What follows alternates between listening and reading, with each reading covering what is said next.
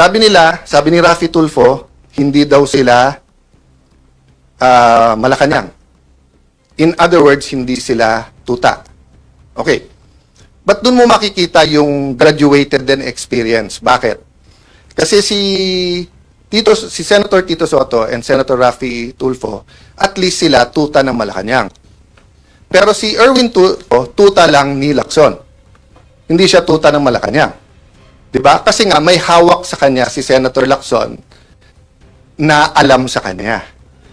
Yung sinabi niya na may tatlong kumausap na wag pumirma. Unang-una, yung dalawa kakampinan nila. Pangalawa, yung kakampi lang isa, nagsabi kay nakwento din sa akin yon. Sinabi kay Erwin, kami ang ginaganito ngayon. Ito ang hawak sa iyo. 1, 2, 3, 4, 5. Isang araw, ikaw gaganon. Kaya nung una, hindi rin pumirma si Erwin. So, yun ang mahirap sa Senado. 24 lang kami. Araw-araw kami nagkwekwentuhan. Minsan nagiinuman pa. Kaya kung magkwekwento kayo, ayusin nyo kwento nyo kasi alam ko rin yung kwento eh. Di ba? Magkwekwento kayo, bitin pa. Oh, yung totoo, Erwin Tulfo, isa-isay natin hawak sa'yo. Gusto mo?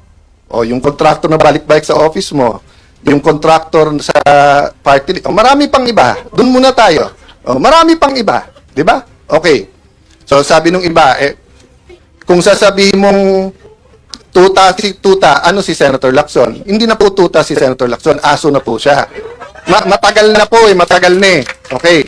But ano ang ibig ko sabihin sa aso? Anong klase? Iba-iba kasing klase ng aso. Yung kayo po, pagka may utos sa inyo, kayo ay nag-asikaso. Meaning you take care of it. Meron din pong aso-kaso. Ano yung aso-kaso? Tatahol yung aso, kakasuhan. So kung makikita nyo po makikita nyo, ang usual procedure, may affidavit o wala, ang witness itetest mo, wag mong pababasahin ng affidavit. Kasi baka hindi siya gumawa ng affidavit. Si Senator Lacson, binaliktad niya. Hindi, basahin mo na lang yung affidavit. Hindi, sandali, payagan mo muna ang DOJ, kunin yung witness, gagawin yung affidavit. Pagbalik, basahin mo yung affidavit. Hindi po yun ang sistema. Nasaan yung mga abogado na kahit kakampi nyo sa Pinklawan, yung mga dean ng law school, nakita nyo rin yan eh. Binanatan ni Senator Alan Peter Cayetano ang ilang senador na bumabati ko sa kanyang pagla-livestream sa social media at iginiit na mas marami ang nanunod sa kanya dahil anya ay nagsasabi siya ng totoo. Sa kanyang Facebook Live nitong Miyerkules, June 18, 2026, binanatan ni Cayetano ang magkapatid na sina Senator Raffy at Senator Erwin Tulfo. Sinabi ni Cayetano na hindi lang umano maamin ng ilang senador na mas marami ang nanonood sa kanya dahil siya umano ang nagsasabi ng katotohanan. Ba't kayo galit na galit pag nagpe-Facebook ako? Ang hilig nyo rin mag-Facebook. So sasabihin nyo, hindi kasi mas maraming nanonood kay Alan Cayetano kasi nagsasabi ako ng totoo. Hindi naman parating mas maraming nanonood sa akin. Bakit last year ba mas maraming nanonood sa iyo? Raffy at Erwin Tulfo. Problema, nabuko kayo na may tinatago kayo. Diba? Ang matapang na pahayag ni Cayetano kina Senators Raffy at Erwin Tulfo. Kinuwestiyon din ng dating Senate President ang aligasyon sa kanya ni Lacson. Sabi ni Senator Lacson, sayang ang pera. Nung si Alan Cayetano ang Senate President, 700 million ang nagastos. Sabi ko, saan kaya galing yon?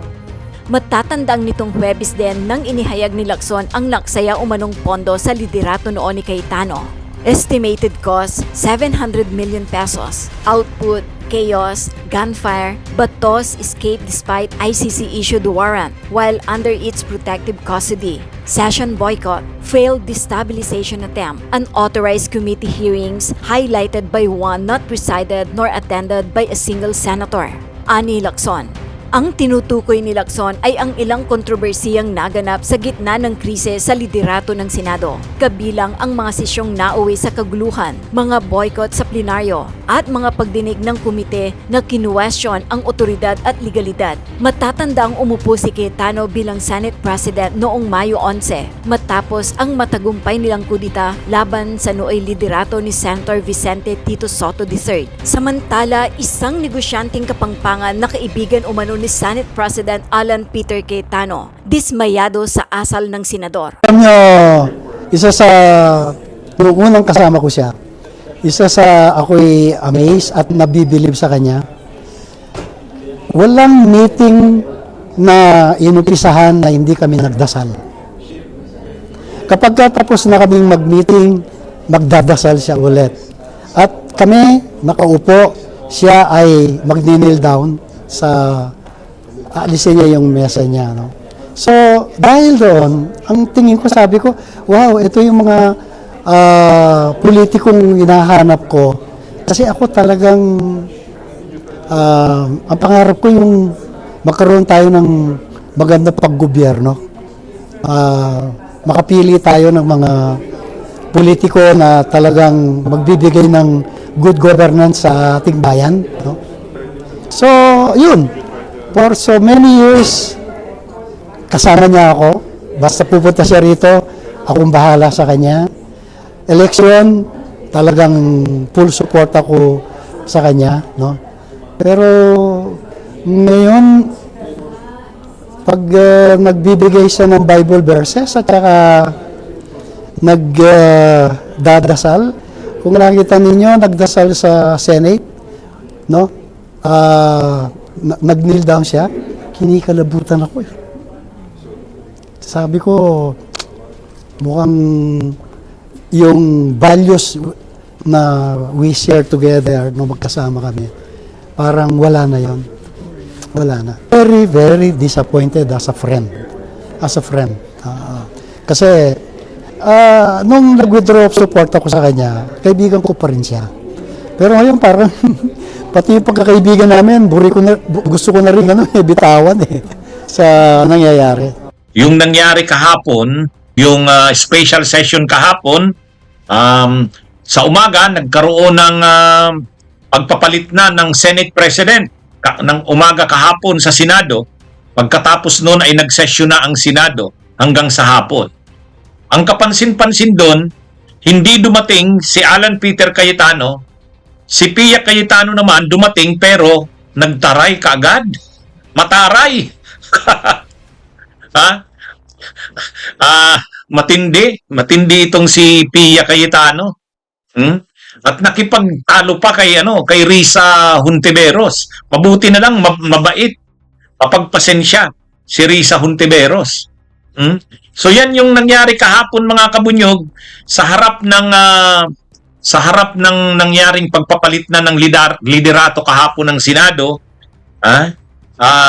Dumating ang ilang mga senador ng minorya, si Amy, si Loren, si Bongo, si Marcoleta.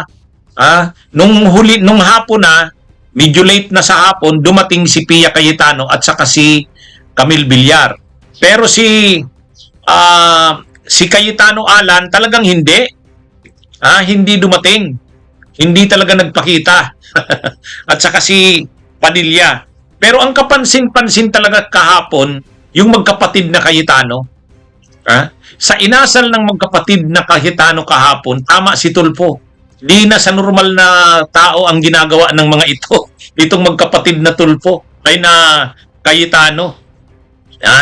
Mga kabunyog, kitang-kita yan sa inasal ng dalawang yan kahapon. Yung magkapatid na yan.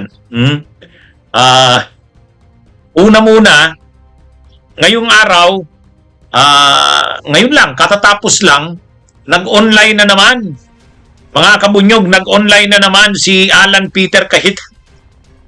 Si Alan nag-online na naman. At alam nyo kung ano ang mga sinabi niya? Walang saysay na naman ang mga sinabi. Walang saysay yung mga sinabi ni Alan Peter Cayetano. Ang sabi niya, bakit daw sila Senador Ping Lacson ay galit na galit sa kanya? Ito ang sinasabi ni sabi ni Alan Peter Cayetano, bakit daw mainit sa kanya kapag siya ay nag-Facebook live? Bakit daw mainit sila Lacson? Sila Tulfo sa kanya? Bakit kayo galit na galit kapag nag-Facebook ako? Ang hilig nyo ring mag-Facebook. Yan yung sabi ni ni Cayetano. Mga kabunyog. bakit daw pinag-iinitan siya na nagpe-Facebook siya, samantalang sila ano din nga daw, sila Lacson ay nagpe-Facebook din, sila Tulfo. Sila, yan ang sabi ni Cayetano. Sabi ni Alan Peter Cayetano, bakit kayo galit na galit kapag nagpe-Facebook ako? Ay, ang hilig nyo rin mag-Facebook.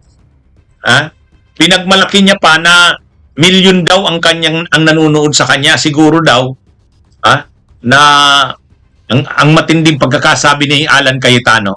Siguro nagsisilos kayo, naiinggit kayo kasi maraming nanonood sa akin, milyon daw nanonood sa kanya. Kaya lang, milyon daw ang nanonood sa kanya dahil, mga kabunyog, milyon daw ang nanonood sa kanya dahil tama at totoo daw ang kanyang sinasabi. Kaya nagugustuhan daw ng mga viewers niya ang sinasabi niya. Ay, mga kabunyog, mga kababayan. Actually, kaya maraming nanonood sa kanya, kung nga nanonood sa kanya eh. Hindi ako nanonood sa kanya dahil naniniwala ako sa sinasabi niya. Nanonood ako sa kanya kasi gusto kong malaman ano bang masasabi niya. Siyempre Senate President siya dati. Dati siyang Senate President. Tapos yung mga kaguluhang nangyari sa Senado. Ay siyempre ako, interesado akong malaman ano bang paliwanag ni Cayetano doon sa nangyari sa Senado na ganito, ganyan. So nanonood ako sa kanya dahil wala naman siyang presko na ginagawa eh. Wala na siyang press briefing na ginagawa. Yung Facebook live niya na lang talaga. So, ibig sabihin, hindi lahat ng nanonood sa kanya, sabihin mo pang 2 million yan, 3 million, 5 million, hindi lahat yung nanonood na yan gusto sa kanya. Pwersado lang na panuurin siya. Ganon din ang media. Bakit nanonood sa kanya ang media? Eh kasi, gustong makakuha ng balita galing sa sasabihin niya. Ako, ganun din. Bakit ako nanood sa kanya? Dahil ba tagahanga niya ako? Hindi. Gusto kong malaman kung anong comment niya. Halimbawa ngayong araw, nag-online selling na naman. Nag-online selling na naman siya. Naka-live na naman ngayon, Ngayon, yan, Naka-live siya ngayon. Bakit ko siya pinanood? Pinanood ko siya kasi gusto kong malaman anong reaksyon niya after ng pagpapalit ng liderato ng Senado kahapon. Di ba? Yan yung ano bang reaksyon niya? Anong masasabi niya after nun? Kaya nung nag-live siya ngayon, pinanood ko. Kaya ito mga kabunyog? Ngayon, ang sabi ni Cayetano, bakit daw galit sa kanya na nagpi-Facebook live siya? Sa totoo lang, hindi tayo galit sa kanya na nagpi-Facebook live siya. Karapatan niya yan. Kaya lang, ang nagalit sa kanya sila Tulfo, nagalit sa kanya si Lacson. Sabi ni Lacson sa kanya, huwag ka dyan sa Facebook Live maglalabas ng mga argumento mo. Pumasok ka sa Senado, dumalo ka sa session at magdebate tayo. Hindi dyan sa Facebook mo. So ang ibig sabihin ni Senador Ping Lacson, wala namang masama kung mag-Facebook Live siya. Hindi yun eh. Kundi mga kabunyog, mga kababayan, ang dapat na gawin niya, mag-Facebook Live siya para personal niya yon. Pero dapat umattend siya sa session ng Senado. Kasi Senate President siya eh. Siya ang magpipreside. Pinapabayaan niya na yung trabaho sa Senado eh. Wala nang nagagawa ang Senado, tapos magpi-Facebook Live ka pa. Yan yung yan yung mali doon. Ang tanga pala nito ni ang tanga pala nito ni Cayetano eh. Hindi naman galit sa kanya si Tulfo at saka sila Lacson dahil siya ay nagpi-Facebook Live. Hindi yun. Hindi yun. Nagagalit sa kanya si Lacson kasi hindi siya uma-attend sa session tapos Facebook siya ng Facebook Live. Di ba nakakagalit nga yun? Di ba? Tapos yung mga argumento mo, yung mga sinasabi mo, doon mo linalabas sa Facebook Live mo. Pero doon sa session ng Senado, hindi ka uma-attend. Yun doon nagagalit si Senador Ping Lacson. Masyadong itong si Cayetano. Ang pinapalabas niya, bakit daw galit na galit sa kanya sila Tulfo at sila Lacson na nagpi-Facebook Live siya. Ano daw bang mali doon? Ang walang mali na mag-Facebook Live siya. Ang mali doon ay yung wala na siyang nagagawa, hindi siya uma-attend sa session ng Senado. bilang Senate President, dapat sinisigurado niya na ginagawa ng Senado ang trabaho nito. Ay hindi lang nga nagagawa ng Senado yung trabaho nito eh. Di ba? O, ko, nanunood ako sa kanya dahil gusto kong malaman anong reaksyon niya. Hindi ako tagahanga niya. Ha? Hindi ako tagahanga niya. Pero siyempre, gusto kong malaman anong reaksyon niya sa nangyari kahapon. O, kaya tayo, nag-live siya ngayon. Pinanood ko ba? Yes. Pero sa susunod na mga araw, hindi na yan. Sa totoo lang, sa susunod na mga araw, wala nang masyadong papansin dyan. Kung pinagmamalaki ni Cayetano na nitong nakaraang mga araw ay 2 million, 3 million ang nanonood sa kanya, pustahan tayo sa susunod na mga araw, hindi na yan aabot ng 2 million. Bakit? Dati kasi, hindi pa siya kumbaga, yung kaguluhan sa Senado nandyan pa. Kaya inaalam pa yung panig niya, panig ng grupo nila. Kahit ang media, kahit ako, pinapakinggan ko ang mga sinasabi niya kasi para alam ko kung ano ang buo ng pag-iisip nila. Pero ngayon na wala na sila, wala na rin namang gulo, hindi ko na masyadong papansinin yan. Yan yung sa totoo lang mga kabunyog, mga kababayan. Kaya yung sinasabi ni Cayetano na parang nagka-interest sa kanya, hindi dahil yon sa ano siya kanya, hanga sa kanya. Hindi. Obligado lang talagang alamin kung anong masasabi niya. Halimbawa, nung nagkagulo sa Senado, ano bang paliwanag ni Cayetano doon? Yung nangyari kay Bato, anong paliwanag niya doon? Kaya nanonood tayo sa kanya. Anyway, ang matindi mga kabunyog kay Cayetano, grabe, sobrang bastos. Sobra talagang bastos, sobrang kapal ng mukha. Walang delikadesa. Kaya tama nga si Tulfo eh. Anong sabi ni Tulfo? Sabi ni Tulfo, yan si Cayetano,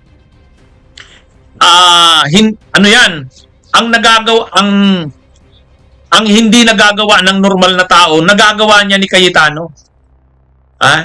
Tama si Rapi Tulfo dyan eh, mga kabunyog. Ngayon kung na-realize na natin yan, ang hindi nagagawa ng normal na tao, nagagawa nitong magkapatid na Cayetano, lalo na si Alan. Imagine niyo mga kabunyog. Kung makatao ka, kung ugaling tao ka, anong gagawin mo sa nangyari kahapon? Talo na kayo. Nakuha na nila Gatchalian yung 13. Sila na yung mayorya. So dapat, graciously, tanggapin mo yung defeat. Pumunta ka doon, makipagkamay ka kay Gatchalian. O yun yung tama na attitude ng isang tao, ng isang tao. Ay problema mukhang tama si Tulfo, hindi kaya itong sila Cayetano, kaya nilang gawin ang mga bagay na hindi nagagawa ng tao. Katulad nun, hindi na makatao yung ganong ugali. Tingnan nyo si Soto, tingnan nyo sila Lacson, tingnan nyo sila Risa, noong May 11. Noong May 11, biglang lumitaw si Bato. Tapos nagkaroon ng bilang sila Cayetano, dineclare nilang vacant ang lahat ng pwesto, position, tapos nag-elect sila ng bagong Senate President pro tempore, at pinalitan nila ang liderato ng Senado. Anong ginawa ni Soto? Wala. Hindi siya nakipagtalo. Yun yung tama. Yun yung tama. Di ba, mga kabunyog, mga kababayan? Yung parang, yun yung makataong ugali. Yan yung makataong gawa. Ito hindi. Ito hindi. Mga kabunyog, mga kababayan. Yan yung dyan kay Cayetano. Yan, mga kabunyog? Hindi sa tao yung ginawa niya. Kahapon, napaka-importante nun, special session. Dati, ang rason niya, hindi naman daw, hanggat daw wala pa kasing 13 yung grupo ni Gatchalian, hindi niya ito kikilalanin. Okay, yun yung paliwanag niya. Pero, kahapon, alam niya na makukuha na ni Cayetano ay ni Gatchalian ang 13. Kasi nakausap niya daw si Villanueva eh. Ay di dapat umattend siya doon. Siya na mismo ang kumausap sa kanyang mga kagrupo. Dapat nga sa umaga pa lang umattend na sila ng session. Dapat kinongratulate niya na. Oh, alam ko na, mayroon na kayong 13. Di ba? Ganun sana yung ano eh. Ganun sana yung ugaling makatao. Yung grupo mo ng mga minority senators, a-attend kayo lahat. Tapos ikaw ang mangunguna. Graciously, tatanggapin mo na ngayon, magkukonsid ka na, makikipagkamay ka na kay Gatchalian, makikipagkamay ka na sa mayorya. Tapos ang statement ninyo, ng grupo nyo, sasabihin nyo sa media, kami nag-concede na kami kasi nakuha na nila yung 13. Yun lang naman ang hinihintay namin. Nandito kami, willing na kaming mag-cooperate, magsimula tayo sa simula. Di ba dapat ganun? Di ba dapat ganun? Yan yung makatao ha. Yan yung sa taong ugali. Ang problema, hindi ganun ang ginawa ni Cayetano, ni Alan eh. Kaya hindi nga sa tao eh. Di ba? Di ba mga kabunyog, mga kababayan? Okay na yung nakaraang mga araw, uunawain pa, matigas ka sa posisyon mo. Kasi ang ini-insist mo, hindi pa naman nakuha yung 13. Okay, pero alam niya na nakuha na yung 13 umaga pa lang bago nagbukas yung session. Alam niya na si Villanueva sasama na talaga kila Gatchalian. So dahil alam mo na yan, dapat matuwa ka na i-anunsyo sa publiko na sa mga kababayan naming sa buong sambayan ng Pilipino. Nabalitaan ko po na ang aming kasamahan na si Senador Villanueva ay lilipat na sa grupo nila Senador Gatchalian.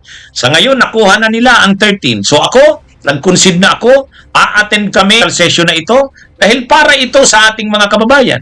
Kung magkakaroon ng pagpapalit ng liderato ngayong umaga, mag-i-elect ng Senate President, dadalo kami, pero mananatili kami sa minorya.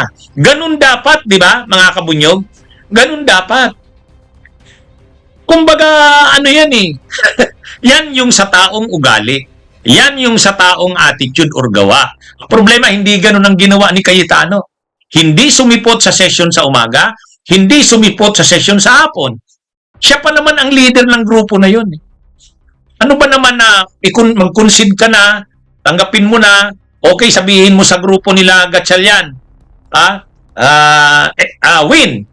Alam kong mayroon na kayong bilang, kaya congratulations. Ito lang naman yung hinihintay namin na makakuha kayo ng 13. O, yan yun. Okay, may 13 na kayo. Okay na. Ano na tayo? Move on na tayo. O, di ba dapat ganun? Dapat ganun. Pero hindi nga eh. Hindi ganun ang ginawa ni Alan Peter Cayetano kahapon. Hindi siya sumipot. Hindi siya sumipot sa hindi siya sumipot sa session. Dapat sana ipakita mo ang maturity mo, yung professionalism mo. 'Di ba? Dapat ipakita mo 'yun. Ipakita mo sa buong sambayan ng Pilipino na matured ka, professional ka. Na willing kang tanggapin ang pagkatalo mo. Na willing kang makipag-cooperate sa bagong leadership. Ang hinihintay mo lang, makuha nila yung 13. Okay na, nandiyan na. So, okay na. So, mag-a-announce ka ngayon sa sambayan ng Pilipino, maganda, kasama mo yung mga minority senators na kasamahan mo. Sasabihin nyo, willing na kaming mag-cooperate, pasensya na sa naging kaguluhan itong nakaraang mga araw. Magsimula na tayo, magsimula na ulit tayo sa trabaho. Itabi na natin yung mga kung ano man ang hindi natin pinagkakaunawaan. Di ba? Di ba? Mga kabunyog, ganun dapat. Ganun. Pero wala eh. Hindi nga ganun ang ginawa ni Cayetano eh. Hindi siya umattend sa session kahapon. Hindi siya nagpakita. Hindi siya nagpakita. Di ba, mga kabunyog, mga kababayan? Kaya, ito? Hindi sa tao yung ginawa niyang yun. Hindi sa tao. Kaya, ito pa, mga kabunyog, ang isa pang matindi kahapon, si Pia Cayetano. Mga kabunyog, yung kapatid niya, isa pa ito na nag-create ng intriga kahapon. Ano rin to, hindi rin sa normal ang ginawa ni Pia Cayetano kahapon. Bakit hindi sa normal ang ginawa niya? Umattend siya, totoo. Late na siya sa hapon, ha? Late na. Ha? Pero ang ginawa niya, umattend nga siya sa session, pero pagdating niya doon, ini-interview siya ng media. Siyempre, interesado ang media na makuha ang reaksyon niya. Anong masasabi niya na may bago ng liderato ng Senado? Imagine nyo, naglalakad siya, inaambus interview. Ang sabi niya sa media, tinarayan pa, ha? Tinarayan pa yung media. Ang sabi niya, may 30 na sila. May 30 na sila. O di ba, anong sabi sa Constitution? Anong sabi sa rules? Di ba 13? Oh, may 30 na sila. Common sense. Sinabihan pa yung media ng common sense. Ganun katindi. Mayabang pa. Mayabang. Mataray. Matindi mga kabunyog. Dapat, sa ganung nangyari, hindi ka magtataray. Hindi naman sila iniinsulto ng media. Tinatanong lang naman ng media, Senator, ano pong reaksyon nyo? Nakuha na po ng may bago na pong leadership ng Senado. Ay, di ba? Ang normal lang naman yung ganung tanong eh. Kaya lang, anong sagot ni Pia Cayetano? Ang sagot ni Pia Cayetano, sabi niya, may 30 na sila. Ano bang nasa Constitution? Anong nasa rules? Di ba 13? Oh, common sense. Kung wala silang 13, doon may problema. May 30 na sila. Oh, ano ngayon? Ano na yan? Common sense. Tapos sabay talikod, ha? Grabe mga kabunyog. Imaginein mo, kayo ang nag-cause ng damage sa Senado. Kayo ang nag-cause ng kaguluhan. Tapos ngayon, kayo pa yung mayabang. Ay matindi. Abnormal facial thickness, sabi ni Yusef. Totoo yan. Sabi ko, hindi sa normal na tao yun. Ha? Hindi sa normal na tao yung ganong ugali, mga kabunyog. Ha? Hipokrita. Di ba dapat ikaw pa yung mahambol ka eh, mahambol ka. Hindi ka naman mga kabunyog, mga kababayan, ano ka naman? Kumbaga ang point, hindi naman yung parang kawawa ka na nahihiya ka. Hindi naman. Pwede namang i-maintain mo pa rin yung posture mo. Ang sasabihin mo, kami naman, tanggap naman namin na ang sabi naman talaga namin, pag nakuha nila yung 13, ano na kami? Nandito na, nakuha nila yung 13. So, nandito kami para magsama-sama na. Magsimula tayo. Let's move on. Let's move forward. Di ba? Ganun. Hindi. Ang dildita, yung sagot. Siya pa yung mayabang, ha? Siya pa yung mayabang. Kaya grabe, sabi ko, ibang klase to. Hindi normal. Kaya, yung inasal ng magkapatid na Cayetano kahapon, si Alan, si Pia, matindi. Hindi sa normal na mga tao ang ganung asal, mga kabunyog, mga kababayan. Napaka-unprofessional. Kaya, yan mga kabunyog? Pwede namang naging firm ka sa stand mo. Pero nung hindi na talagang wala na, nakuha na nila yung 13, magpapaliwanag ka, okay, so ano to? Kami naman, di ba? Sabi namin, 13, pag nakuha yan, magko-cooperate na kami. O di sila na. Okay na yan. Move on na tayo. O di ba? Pero hindi, ang sagot ni Pia, mataray. Mataray, grabe.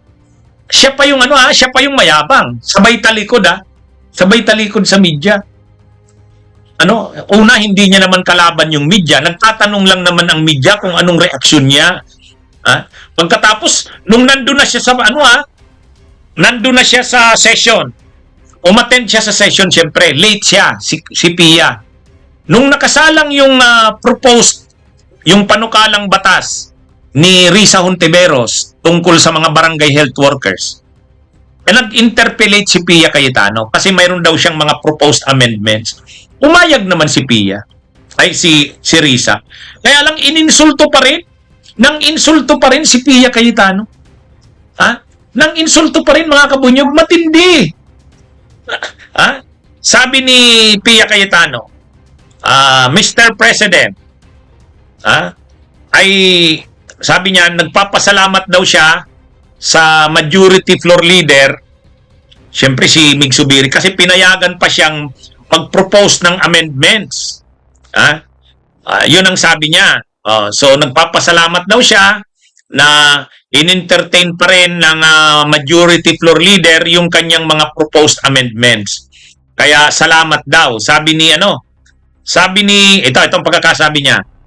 Thank you to the majority floor leader who was gracious enough to allow us to still propose our amendments. Nagpasalamat siya.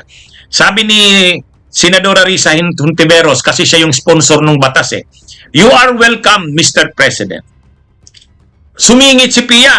Sabi ni Pia Cayetano, I thank the majority floor leader, not your honor, because your honor closed the period of amendments despite our name being there. Ang ibig sabihin ni Pia Cayetano, hindi daw siya nagpapasalamat kay Risa Hontiveros. Nagpasalamat daw siya sa majority floor leader. Bastos, mga kabunyog. Ilang araw kayong absent, ilang session kayong absent, tapos nung umaga absent pa sila, dumating siya late. Tapos sasabihin mo si Senadora Risa Hontiveros na hindi daw siya kay Senadora Risa nagpapasalamat, kay majority floor leader Mig Zubiri daw siya. Oy, matindi mga kabunyog. Bastos. Bastos talaga. Bakit mali yung ganun? May mga nagtatanong sa akin, attorney, sino bang talo talaga doon sa debate ni Pia at saka ni Risa? Kasi may nagkakalat yata ang mga DDS na sinupla daw ni Pia Cayetano, si Risa Hontiveros, talo daw sa debate, napahiya daw si Risa. Sa totoo lang, mali. Hindi lang ugali ni Senadora Risa ang makipagtalo ng bastusan, hindi ganun. Kahit binastos siya ni Pia Cayetano, mature, professional pa rin yung handling ni Senadora Risa Hontiveros. Ang sabi ni Pia Cayetano, salamat daw sa majority floor leader sa pinayagan pa siyang magsingit ng amendments. Sabi ni Senadora Risa Hontiveros, you are welcome, Mr. President. Sabi ni Pia Cayetano, hindi ako sa iyo nagpapasalamat sa majority floor leader. Imagine niyo yan, ganun kabastos.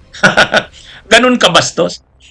So, anong sagot sa kanya ni Senadora Risa Hontiveros? Sabi ni Senadora Risa Hontiveros, kaninang umaga, nung special session, walang dumating na mga proposed amendments sa kanyang panukalang batas. Kaya akala niya, wala nang magsisingit ng amendments.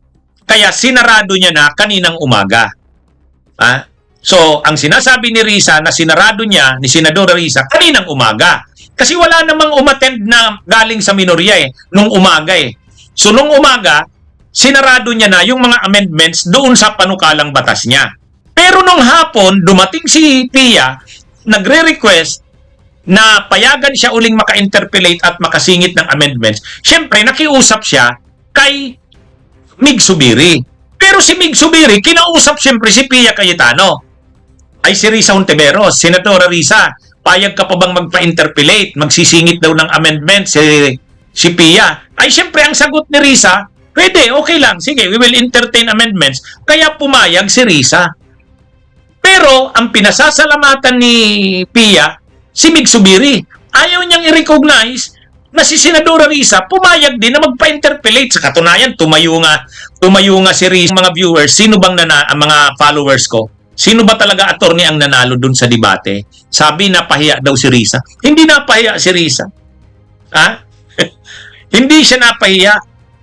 Ano siya? Ang sinabi ni Pia Cayetano na sinarado na daw ni Risa yung pag-propose ng amendments, umaga yon. Kasi wala naman sila Risa ay sila Pia Cayetano. So akala niya wala nang magpo-propose ng amendments. Pero nung hapon, dumating sila Pia Cayetano, nakiusap kay Mig Zubiri dahil majority floor leader. Pero nakiusap din si Mig Zubiri kay Risa, payag ka pa bang magpa-interpellate? Payag ka pa bang singitan ng amendments? Umayag naman si Risa Kaya nga tumayo siya sa harapan di ba mga kabunyog, mga kababayan? Ano yan mga kabunyog? Bastos. Sa totoo lang. Sobrang bastos. Kaya may mga nagtatanong sa akin, attorney, sabi ng mga DDS, napahiya daw si Risa. Sabi ko, hindi napahiya yun. Professional lang si Senadora Risa. Hindi naman siya nakipagtalo. Pero sinagot niya politely. Sinagot niya politely. Hindi ibig sabihin na hindi ka sumagot ng mataas na boses, mahina ka. Hindi ganun yun. Anyway, sa inugali na yan ng magkapatid na yan, mga kabunyog, sa inugali na yan ay nakikita mo, hindi na sa tao ang inasal ni Alan Peter at saka ni Pia Cayetano. At ito pa mga kabunyog, may sinabi si Senador Ping Lacson. May sinabi si Senador Ping Lacson, grabe daw ang gastos. Sa loob ng 28 days, 28 days na naging Senate President si Alan Peter Cayetano, mga kabunyog. 28 days lang naman siyang naging Senate President, pero yung damage, hindi lang yung damage sa reputasyon, yung waste sa taxpayers' money, 700 million, ayon kay Senador Ping Lacson. Yan GMA News update, tinatayang 700 million pesos na pundo ng Senado, nasayang sa ilalim ng halos isang buwan na pamumuno ni Senator Alan Peter Cayetano ayon kay Senador Ping Lacson. Ang sinasabi ni days ni Cayetano, grabing nasayang na pera ng taong bayan. Bakit 700 million? Siyempre nagsweldo ng mga senador. Magkano bang sweldo niyan? 300 to 350,000. Bawat senador may opisina. Yung opisina ng senador may mga staff. May budget yan, 5 million halimbawa, bawat Nirelease din yan. Kahit walang nagawa yung Senado sa panahon na yan. Ano bang mga nangyari sa 28 days ni Cayetano? Wala.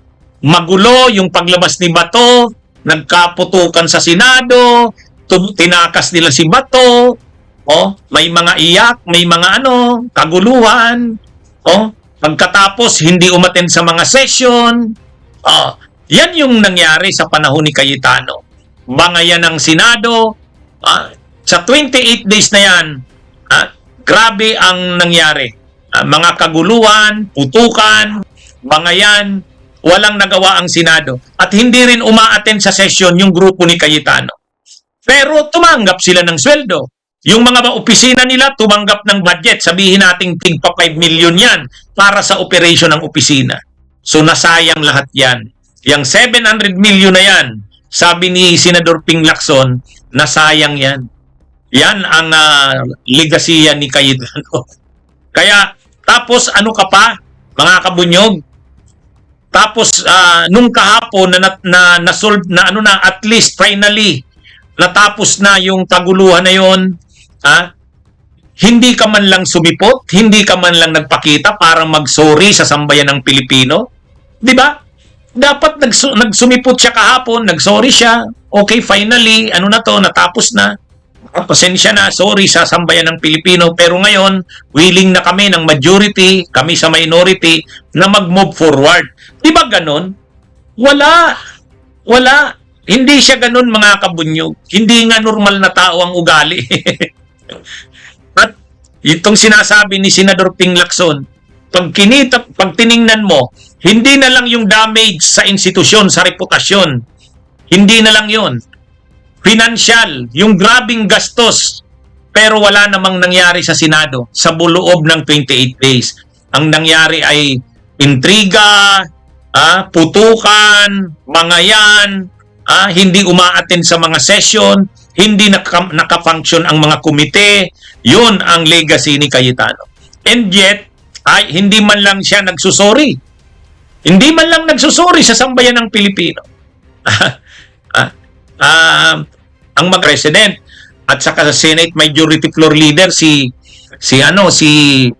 Subiri, tapos Minority Floor Leader si Cayetano. So dapat humarap sila para mag-sorry sa sambayan ng Pilipino. Ganun sana. Pero hindi. Yun na nga nasira ang reputasyon ng Senado. Walang pakialam doon si Cayetano. Wala. Tapos ngayon naman ang gastos ng Senado, 700 million. Sabi ni Lacson, saan napunta yung 700 million na yan? Sa wala, nasayang lang. Kasi wala naman silang nagawa eh. Mga kabunyog. Kaya nahihiya si Senador Ping Lacson dyan. Sabi niya nakakahiya yung 28 days na wala tayong nagawa. Pero si Cayetano hindi nahiya niyan. Hindi siya nahiya niyan. Ganyan kakapal ang mukha. Ganyan kawalang delikadesa. At wala pa yung hindi man lang, halimbawa ngayong araw, ang sabi nga ngayong araw, hindi pa man lang binabati si Win Gatchalian. Hindi man lang daw binabati ni Alan Peter Cayetano si Sherwin Gatchalian. Imagine niyo yan. Grabe mga kabunyog. Hindi sa tao ang ganyang ugali. Ano ito? Matindi ito. And yet, nagpapakilala siyang makadiyos, makatao Ganyan ba ang isang ugali ng makadiyos, makatao? Sabi ni Michael Peter, yes, you attorney are the ones who set the high standard you expect from Alan Peter. Obviously. Actually, Michael Peter, hindi na nga mataas na standard yun. Yan na yung normal na standard. Di ba? Yan yung hindi siya yung higher standard eh. Yang sinasabi ko na yun na mga dapat gawin, hindi higher standard yun eh. Normal lang yun eh. Michael Peter, normal lang yun. Pero kahit yung normal, hindi niya ginawa. Hindi pa yun yung higher standard. Anyway, mga kabunyog, mga kabayan, yan ang matindi. Kaya anyways, mabuti na lang, mabait naman si Sherwin Gatchalian. Sabi niya, ako naman, sabi niya, magre-reach out pa rin daw siya sa minority. Magre-reach out pa din daw siya. Sila Soto, saka sila Lacson, nung natalo nila Cayetano nung May 11, tahimik na sila. Nag-concede sila. Pero ngayon, wala. Hindi ganyan ang ugali nito ni Cayetano. Okay, mga kabunyog, mga kabayan, magandang araw sa inyong lahat. Mabuhay po tayo. Mag-subscribe at i-click ang notification bell para sa mga susunod na video updates. Maraming salamat po.